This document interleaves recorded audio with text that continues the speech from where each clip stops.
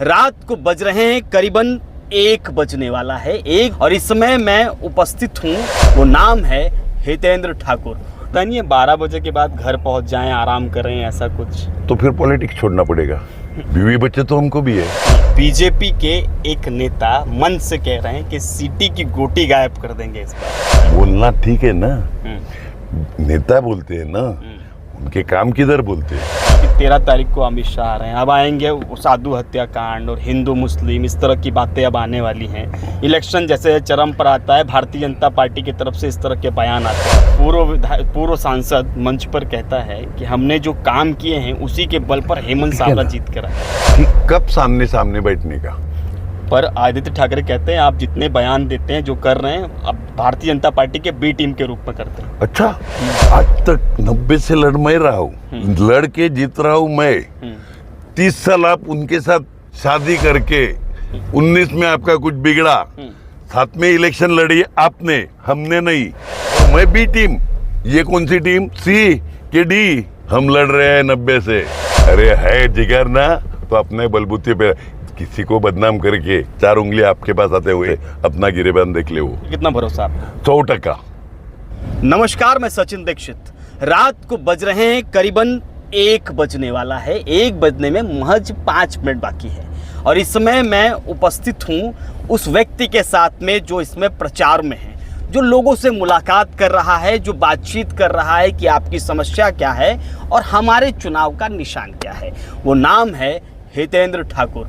लोग उसे प्यार से अप्पा कहते हैं। आइए उनसे बातचीत करते हैं। कितनी देर रात तक सभा, इस लोकसभा के पूरी सरगर्मी के बीच में उनकी सभाएं, उनकी बातचीत, उनसे लोगों से मेल मिलाप, कितनी ऊर्जा है और क्या कुछ है इस चुनाव में, इतनी रात तक ये प्रचार कैसे है। अप्पा क्या कहेंगे? आज कार्यकर्ताओं से मुलाकात था, उत्साह बढ़ा है या निराशा आई? सवाल ही नहीं निराशे का। मैं कभी भी निराश रहता नहीं, क्योंकि कार्यकर्ता जो प्यार देते हैं, आपने देखा है इतने देर रात तक कोई मुझे घर पे बुला रहा है, कोई आंगन में बुलाता है। 5-15 लोग भी जमा होते हैं, मेरे से बातचीत करते हैं, क्या करना चाहिए, क्या नहीं करना चाहिए, इलेक्शन में क्या है, हमारी दिक्कतें क्या है, हमारे प्रॉब्लम क्या है। दूसरे नेताओं की तरह मैं भाषण ठोक के तो जाता नहीं, तो जहाँ भी जाता हूँ लोगों को बोलने देता हूँ, लोगों का सुनता हूँ। लोग 4 काम अटके हुए बोलते हैं, 14 काम हुए वो भी बोलते हैं। जिक्र दोनों तरफ से होता है कि हुए जो काम उसके लिए अप्रिशिएट करते, बोलते कि नहीं नहीं हमारे ये काम को आपने कर दिए, या अपने नगर सेवक ने, या अपने सरपंच ने ये काम किए, जिला परिषद मेंबर है, पंचायत समिति मेंबर है, नगर सेवक, माजी सब। लेकिन हमारे ये काम हुए है, हम आपके ऑफिस में आके मिले थे, आपने फलाने को फ़ोन किया, हमारा पानी का कनेक्शन हो गया। आज इलेक्शन के वक्त में मैं नसीब वाला हूँ को लोग सामने से बुके देते, 12 बजे तक रुकते हैं, बराबर है, बुके देते हैं और बोलते हैं थैंक यू, आपने हमारा पानी का किया था, अच्छा लगता है। कोई बोलता है रास्ते का किया था, अभी बोलेगा कोई दूसरा कुछ काम हो गया, लेकिन हमारा गटर बाकी है, हमारे नाले की खुदाई नहीं हो गई कि जिसमें हमको बारिश में तकलीफ होती है। ये सुन के लेना और इमीडिएटली उस हिसाब से एक्शन लेना मेरे को उल्टा इजी जाता है। लोगों से बातचीत करने से मेरे को आपको लगता नहीं है 12 बजे के बाद घर पहुंच जाएं, आराम करें, ऐसा कुछ? तो फिर पॉलिटिक्स छोड़ना पड़ेगा। बीवी बच्चे तो हमको भी है, लेकिन पॉलिटिक्स का माहौल ही ऐसा है कि आप देर नहीं देख सकते, टाइम नहीं देख सकते। उल्टा मैं नसीब वाला समझता हूँ, खुद नसीब वाला हूँ कि लोग 12 बजे तक अगर बुके लेके, आरती लेके खड़े रहते हैं। अभी घर पहुँचने को में 1:30 बजेगा मुझे। आज नायगांव में घूम रहा था, 1:30 बजेगा घर पहुँचने में, उसके बाद खाना बराबर है, लेकिन उसमें ऊर्जा आती है। चाय बिस्किट लोग प्यार से खिलाते पिलाते हैं, उसमें चल जाता है। स्थानिक पार्टी और लगातार काम के चलते, स्थानिक होने के चलते ये आपका घर जैसा ताल्लुक है यहाँ के कार्य, यहाँ के लोगों से, इसलिए तो प्यार से बात करते हैं। आपने शायद शूटिंग भी की होगी, मिला है, बराबर है, आपने शूटिंग की होगी, बोलते हैं लोग, खुल के बोलते हैं। उल्टा सामने से मैं पूछता हूँ कि चलो इधर महिला वर्ग बैठा है और 12-12 बजे तक महिला वर्ग बैठना ये नसीब वाले को ही मिलता है। अच्छा, और वो नसीब मैं लेके आया हूँ। अच्छा, इसमें आप तो ये कह रहे हैं बीजेपी के एक नेता मन से कह रहे हैं कि सीटी की गोटी गायब कर देंगे इस बार 20 तारीख। बोलना ठीक है ना, नेता बोलते हैं ना, उनके काम किधर बोलते हैं, मेरे काम बोलते हैं। हमारा कार्यकर्ता नेता है, हमारा कार्यकर्ता ग्राउंड लेवल पे घूम रहा है। ध्यान में आया क्या? और जिनके कार्यकर्ता मजबूत है उसका नेता मजबूत रहता है। आज 35 साल से चुन के आता हूं, अलग अलग जाति के, अलग अलग धर्म के लोग यहाँ पे रहते हैं। मेरा समाज एक लिमिटेड है, इसके बावजूद हम लोग चुन के आते हैं, वो लोगों में रहते हैं। और 5 साल लोगों में चुन के जाने के बाद दूसरे इलेक्शन को हम हमारा मुंह नहीं दिखाते, इसलिए लोग हमारे पर प्यार करते हैं। लोग जो बोलते हैं बोलने दो, 20 तारीख लंबे नहीं है, 4 जून भी नजदीकी है। अब आएगा इलेक्शन में, चूंकि 13 तारीख को अमित शाह आ रहे हैं, अब आएंगे साधु हत्याकांड और हिंदू मुस्लिम, इस तरह की बातें अब आने वाली हैं। इलेक्शन जैसे चरम पर आता है, भारतीय जनता पार्टी की तरफ से इस तरह के बयान आते हैं, इस पर आप कैसे कहेंगे? लोकसभा पालघर में क्या इन सब का असर होगा? एक देखो, आप विकास पे बोलने वाले लोग अगर धर्म पे उतर के आए तो दुर्भाग्य अपने देश का है। ये हिंदुस्तान है और हिंदुस्तान में दुनिया की सबसे बड़ी लोकशाही जो जनतंत्र है वो हिंदुस्तान का है। जो हमें घटना दी है, कॉन्स्टिट्यूशन दी है, वो भारत रत्न बाबा साहेब आम्बेडकर जी ने, उन्होंने सभी लोगों को एक वोट दिया है। वो टाटा बिरला हो, अदानी अंबानी हो, जो भी हो, और आम झुपड़े में रहने वाले को भी उतना ही वोट है। ये हमारी कॉन्स्टिट्यूंसी के वजह से होता है, ये हमारे घटना के वजह से होता है। और घटना ने सभी जाति धर्म को एक प्रोटेक्शन दिया हुआ है। तो आज हम ये बोलेंगे कि ये देश सिर्फ इस समाज का है, उस समाज का नहीं, तो गलत होगा। दुर्भाग्य अपने देश का है कि अगर जाति धर्म पे देश चलने लगा तो देश के टुकड़े होते हुए वक्त नहीं लगेगा। भारत में जितनी भाषाएं बोली जाती है वो विश्व में किसी भी देश में उतनी भाषाएं बोली नहीं जाती। जितने धर्म भारत में है उतने शायद ही किसी धर्म में। हम हिंदू है, हम मुस्लिम है, हम बौद्ध है, हम क्रिश्चियन है, हम जैन है, हम सिख है या और कोई धर्म है, सभी धर्म के लोग, सभी जाति के लोग, और अलग अलग उनकी परंपराएं है।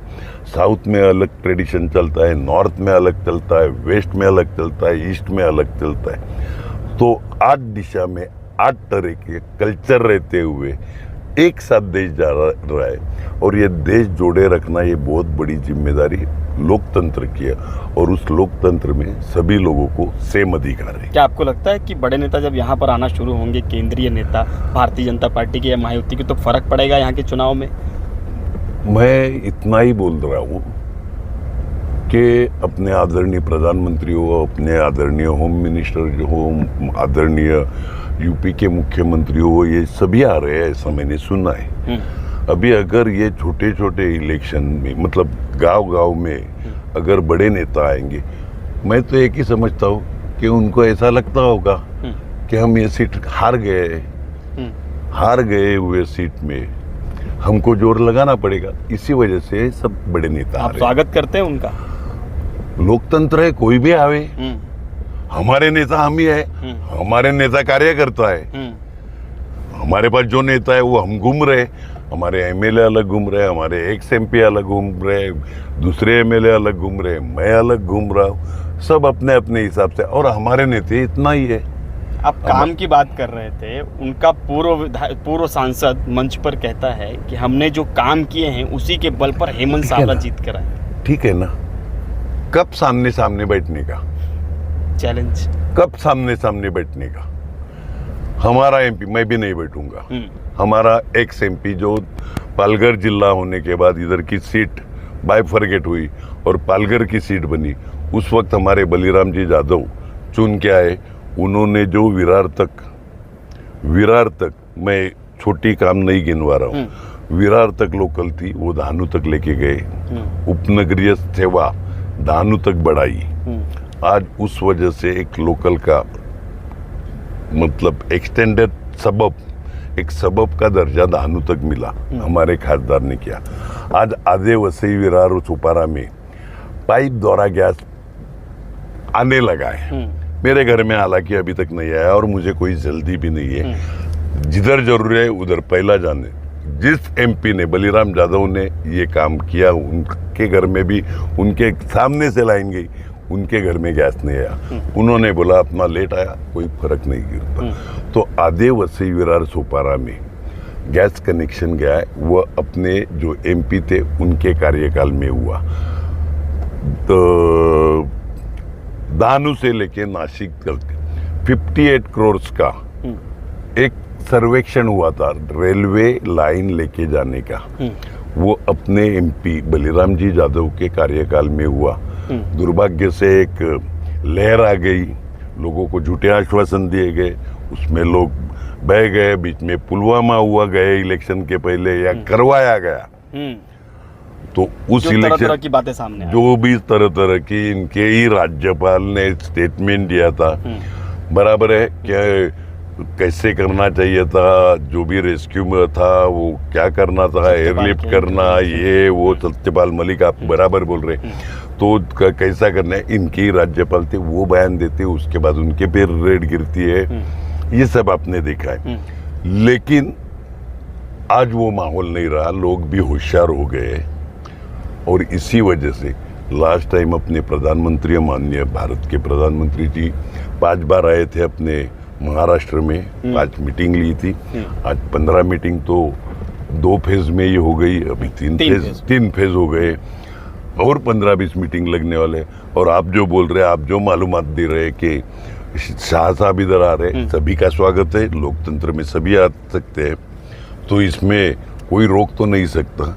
लेकिन हम यही सोचते हैं पॉजिटिवली कि हमारी तरफ से उनको डर लग रहा है। आज हमारे आप खुले टिप्पणी कर रहे हैं इन पर वो तो कहते हैं, जो टिप्पणी करने वाले, जो विपक्ष कहना है, जो टिप्पणी करने वाले उन पर ईडी आ जाती है, सीबीआई आ जाती है, इनकम टैक्स आ जाता है, इस तरह की वही गलत करता है। नहीं, देखो मेरे को ऐसा किसी ने कोई बोला नहीं, झूठ काई को बोलो, और ना तो मेरे को किसी ने। जितना चुनाव चरम पर आ रहा है धीरे धीरे, मुझे ऐसा लगता नहीं क्या ऐसा कुछ होगा। बाकी नसीब में जो लिखा है उसके आगे तो कुछ होएगा नहीं, उसके आगे तो कुछ होगा नहीं। मैंने बोला धानु तक रेल लेके जाना, 58 करोड़ का सर्वेक्षण करना, गैस लाइन चालू करना, और उसके साथ साथ स्मार्ट सिटी के अंडर अपने एमपी के कार्यकाल में 500 करोड़ स्मार्ट सिटी के लिए अपने कॉरपोरेशन को मिला। लगभग उनके कार्यकाल में 3000 करोड़ नगरोत्थान और अन्य स्कीमों में से अपने कॉरपोरेशन को उन्होंने मिला के दिया। लास्ट 10 साल में कितना पैसा मिला के दिया, ये एमपी ने जवाब दे दे। जो पूर्व में थे, जो भी 10 साल आए, जो मैंने बोला एक लहर चली पूरे हिंदुस्तान में, एक अलग वातावरण था। तो उस हिसाब से राम के नाम से जैसे पत्थर भी तैरते थे, वैसे कोई भी चुन के आया, वो उनका भाग्य था। लेकिन उस भाग्य का फायदा लेके अब काम करना चाहिए, तो काम नहीं हुआ होगा तो लोगों के सामने सार्वजनिक करें। अच्छा, एक सवाल और, यहाँ पर सवाल ये है कि एक सभा में भारतीय जनता पार्टी के नेता बोलते हैं जो बाड़मेर बंदर का विरोध कर रहे हैं वो दलाल हैं। चलो वायरल हो, अभी हमको दलाल बोले उससे बड़ी बात कौन सी आई। हमको दलाल बोले उससे, अरे वाड़वन बंदर ये कोई पालघर या धानु का मसला नहीं है, ये मसला है उत्तन से लेके झाई, मतलब महाराष्ट्र बॉर्डर, जो यहाँ से मीरा भाईंदर की इधर उत्तन लग रहे, मीरा भाईंदर, सभी मछुआरों का वो प्रॉब्लम है। वो जो दिक्कत, और छाती ठोक के 4 महीने पहले अपने पेरेंट मिनिस्टर चौहान साहब और JNPT के MD सेठी साहब, इन्होंने हम सभी लोक प्रतिनिधि की मीटिंग ली थी। उस वक्त सिर्फ विरोध करने वाली अपनी पार्टी थी, खुलकर विरोध किया था, ऑन रिकॉर्ड विरोध किया है। और मैं आज आपके सामने बात कर रहा हूँ, सभी MP थे, एमएलए थे, एमएलसी थे, कौन बोला था उस वक्त वाडवन के खिलाफ? कोई नहीं। तो इसका मतलब खिलाफ बोले तो दलाल हो गए। मेरा फायदा क्या होने से या ना होने से? तो नुकसान मछुआरों का है। ऐसा मछुआरों को आप बोलो। नहीं, उनका कहना है, उनको आज तकरार देने के लिए भी गए थे। बराबर है, तो आप कहो उनको कि उनको नुकसान नहीं होगा और कैसे नहीं होगा। वो बोल रहे हैं हमें, उनका शिष्टमंडल हमको आके मिलता है। हाँ, बीजेपी के जिस भी नेता ने समर्थन दिया है, आज शिवसेना विरोध कर रहे हैं। चेहरा सामने आ गया। छोड़ो, वो मेरे को किसी का नाम नहीं लेने। उद्धव जी बोल रहे हैं कि विरोध है हमारा, लेकिन उनके ही उद्योग मंत्री सुभाष जी देसाई थे, तो उन्होंने वाडवन बंदर का जिक्र करके कि इतने 1000 करोड़ की इन्वेस्टमेंट आ रही है, ऐसा उनका ही जब उद्योग मंत्री सीएम उद्धव जी थे उस वक्त उनका ही उद्योग मंत्री ये बोल रहा था, तब समर्थन। जब विरोध में आया, विपक्ष में आया तो अरे आपके ही बेटे एनवायरमेंट मिनिस्टर थे, तो एनवायरमेंट के हिसाब से कैंसिल करवा देना था वो 2.5 साल में। किसने रोका था? आज क्यों विरोध कर रहे हो? तो आज दिखाने के लिए। हाँ, वो एनवायरमेंट मिनिस्टर थे। एनवायरमेंट मिनिस्टर का काम क्या है कि जो एनवायरमेंट बिगड़ रहे हैं वो प्रोजेक्ट कैंसिल करना। पर आदित्य ठाकरे कहते हैं आप जितने बयान देते हैं, जो कर रहे हैं, अब भारतीय जनता पार्टी के बी टीम के रूप में करते हैं। अच्छा, आज तक 90 से लड़ मैं रहा हूँ, लड़ के जीत रहा हूँ मैं। 30 साल आप उनके साथ शादी करके अब सुखी रखते। 19 में आपका कुछ बिगड़ा, 7 में इलेक्शन लड़ी आपने, हमने नहीं। हमारे विरोध में आप थे दोनों, बराबर है। और मैं बी टीम, ये कौन सी टीम? सी के डी, कौन सी टीम? और कल अपने प्रधानमंत्री जी ने तो बयान दिया, मेरे छोटे भाई है, कभी भी मैं उनके लिए खड़ा रहूंगा। अभी ये जो टीम है कल अगर वापस जाएगी बीजेपी के साथ तो किसी को आश्चर्य नहीं लगना चाहिए। हमको बोलने वाले खुद देखे, हम लड़ रहे हैं 90 से ये कोई नहीं लड़ रहे। 7 में थे हमारे अगेंस्ट, 7 में लड़ रहे थे। 99 का 19 की इलेक्शन, 99 तो पहले हो गया, 19 की इलेक्शन 7 में लड़े थे हमारे खिलाफ। आज उनका किसी कारण से वैर हुआ तो हमको भी टीम, तब हम पे आरोप कर रहेंगे। कल आप वापस उधर जाएंगे, आपकी गारंटी क्या है वो बोलो ना। वो कह रहे हैं जीत हमारी पक्की है, यहाँ कोई है नहीं। चलो अच्छा है, तो इसलिए हमको बी टीम बुला के हरा रहे हो क्या? अरे है जिगर ना, तो अपने बलबूते पे किसी को बदनाम करके 4 उंगली आपके पास आते हो, 1 उंगली मेरे पास दिखाते हो ना, 4 उंगली अपने पास है, अपना गिरेबान देख ले। वो जीत का कितना भरोसा आपको? 100%। जिस हिसाब से शुरू से मैं घूम रहा हूँ, जिस हिसाब से मेरे को कोई शौक नहीं है रात को 1-1:15 बजे रोड पे घूमने का, कार्यकर्ताओं को मिलता हूँ जिस उत्साह से स्वागत करते, 12 साढ़े 12 बजे तक घर के दरवाजे पे आंगन में खड़े रह के आरती लेके खड़े रहना, ये नसीब वाले को मिलता है। अरे वोट मांगने को जाता है तो चप्पल नहीं मिलती हमको, स्वागत किया जाता है। एक ध्यान में लो, मैं नसीब वाला हूँ कि इस साल में काम किया है तो स्वागत मिलता है। इतने देर रात में, और जब मैं चर्चा करता हूँ तो हुए 4 काम की जिक्र करते हैं, ना हुए 2 काम की जिक्र करते हैं, और बोलते अगर नहीं होने वाला है तो मैं समझा के बोलता हूँ कि इस वजह से ये काम नहीं हो सकता, ये होना है तो होगा। जीत का पूरा भरोसा 100%, कुछ भी हो जाए। ये दोनों लड़ रहे हैं दूसरे तीसरे नंबर के लिए। पहले नंबर उन दोनों ने फिक्स किया है कि बहुजन विकास आघाड़ी है। धन्यवाद। ये थे हितेंद्र ठाकुर, उन्होंने साफ तौर पे कहा है कि अगर जिगर है उनके सामने जो आरोप कर रहे हैं बी टीम का, तो आइए सामने और लड़ाई लड़ लीजिए। हालांकि उन्होंने साफ तौर पे कह दिया कि जीत हमारी पक्की है। जो अन्य आरोप प्रत्यारोप कर रहे हैं एक दूसरे के प्रति, वो दूसरे और तीसरे नंबर की लड़ाई लड़ रहे हैं। अब देखना ये होगा कि 20 तारीख के मतदान से पहले पालघर लोकसभा क्षेत्र का माहौल किस प्रकार होता है, और जिस प्रकार बेबाकी से रात को 2 बजे 3 बजे से लगातार लोगों से मुलाकात कर रहे हैं हितेंद्र ठाकुर, उसका असर विपक्ष के लोगों में कितना पड़ता है। आज के लिए इतना ही, धन्यवाद।